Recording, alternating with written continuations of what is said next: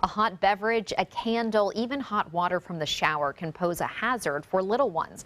ABC 7's Alex Redmond has important information that can help protect your child from burns.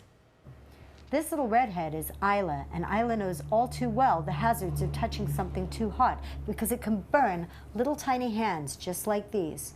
I touched the stove and it went all, and I touched the stove on my hand and it went all over, then it was dripping. Isla was lucky.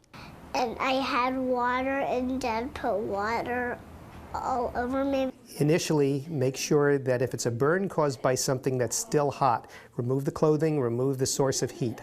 Then put cool water on it. Don't use ice, don't use an ice pack because you can get hypothermia and a frostbite. Pediatrician Dr. Robert Weiss says children are impulsive and can acquire skills as young as 18 months that can endanger them. Particularly in areas where the water heaters have not been lowered, which happens all too frequently. You have children that can turn on the hot water. It doesn't take long depending upon the temperature of the water, says Dr. Weiss. So at 120 degrees, if a child falls into that water, they're going to get a burn in a relatively short period of time.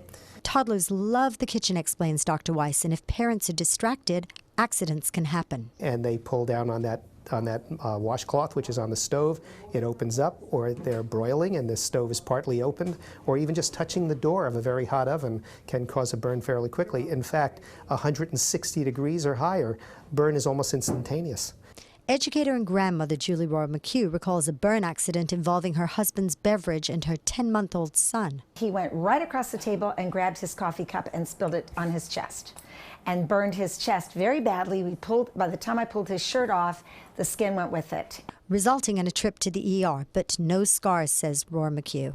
And there are hazards you may not consider. Any of the new coolers that have the hot water buttons should not be around children. Once you've stabilized the situation, if it appears to be a large area of exposure, it's good to call your pediatrician. And if there are blisters formed, if their child has facial burns, go to the emergency room.